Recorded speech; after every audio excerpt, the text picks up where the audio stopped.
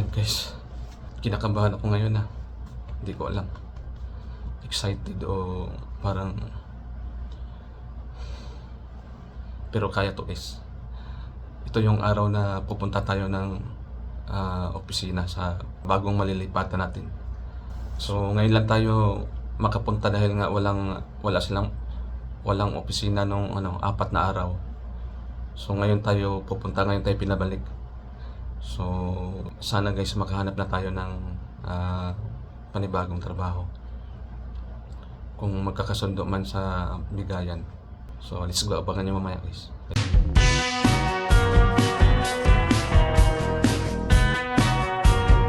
So nandito na tayo sa baba. Maghanap lang tayo ng masasakyan. Umaga ako pinapunta tapos ngayon anong oras na? 1:00 na ng hapon. Ayan. So ngayon magpabook muna tayo guys. Pagdasan nyo lang ako guys na matanggap tayo sa bagong papasukan. Kipalan sa day guys. Ito muna tayo magtatambak. Habang maghihintay.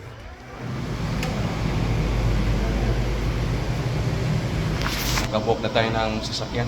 Mga 10 minutes pa. So medyo malayo ito konti guys. Mga 14 minutes siguro ang biyahe mula dito. Bali 30 reals yung pamasahe. Guys. So hintayin na natin. Parang kinakabahan ako na excited Pero abangan niyo mamaya guys kung anong maging resulta. Kung dalawa lang pupuntahan dito matanggap o hindi. Pagka hindi, so maghanap tayo ng iba. 10 minutes din tayong naghihintay para makatipid kasi pag mayroong mabilisan yung rush, ano naman siyang babayaran mo, 40 reals. So medyo mabigat sa bulsa. Ito na lang yung ginawa ko, yung maghihintay para makasave. Ayan, para mga 2 minutes na lang. Nandito na yung sakyan natin. Dito lang tayo sa banda ng Shamalia Janubia. Ayan. Toyota. Asa na kayang Toyota na to? Ito na siguro. Assalamualaikum, Mr. Muhammad. Yes. Okay. Jada ba ida? Ayan, nandito na tayo sa sasakyan. Ada Nauras ay Buhaira. Entabit hina? Ada ma'am? Mapi hina? Kupat. Wenda ma'am? White design.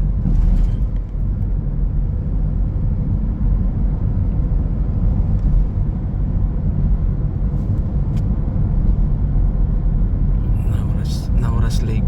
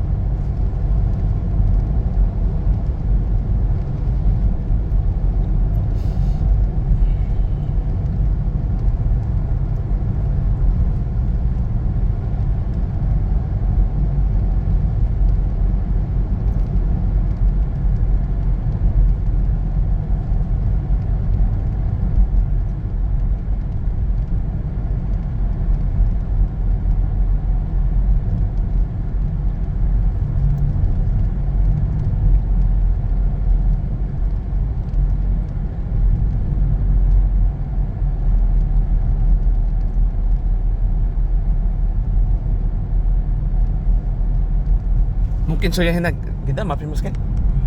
Ada.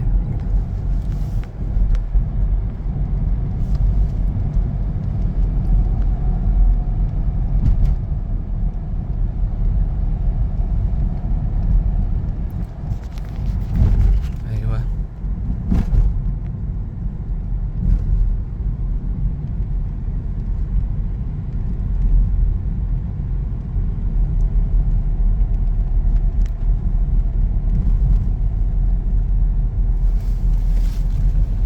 Ayo na. Ayo. Thank you.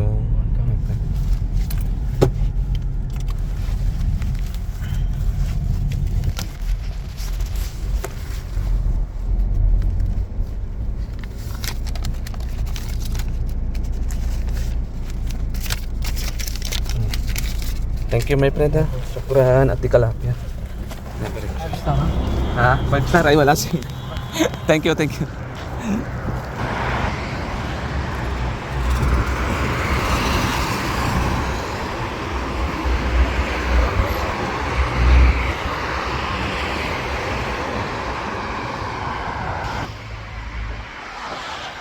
So yan guys, nandito na tayo sa mga 20 minutes na yung biyahe. Grabe nga yung sobrang init oh. Yan. Yung tawiran dito. Grabe ang init ngayon. Ganito talaga. Sakripisyo lang tayo para sa kinabukasan.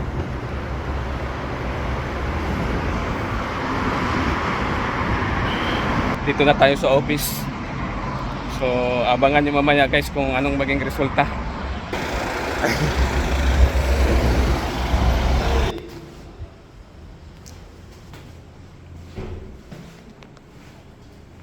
So yan guys, katatapos lang ng ng interview. Dadalawang isip ako kung tatanggapin ko ba yung offer kasi mababa eh.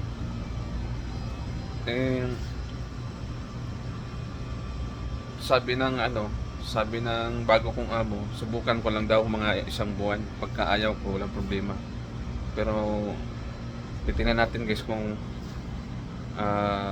mamaya pupunta kami ng store kung okay ba yung tindahan, yung tirahan. Titingnan natin kung ano. Abangan nyo lang guys. So yan guys, nandito na ako sa bahay. Hinatid ako ng magiging amo ko kung magkaanuhan kami, magkasundo. Kasi kanina pinuntahan namin yung store. Yung store pala, matagal na pala yung store na yon. Bali, binili lang niya yung store. Tapos pinuntahan namin. Pagdating namin doon, wala pa lang walang sistema pa. Tindahan ng mga brosted. Tapos, yung binili ng bagong kong amo. Tapos, marami pang gagawin. Marami pang mga, pati yung mga makina sa cashier, papalitan. Kasi wala nga silang sistema eh. Tapos yung signboard, papalitan pa. So ngayon, sinabihan ako, subukan ko man daw mga 1 buwan kung okay ba yung patakbo. Kasi marami pa talagang gagawin. So ngayon, abangan nyo na lang guys bukas kung okay ba yung natin trabaho doon. Dito lang muna guys. Thank you for watching.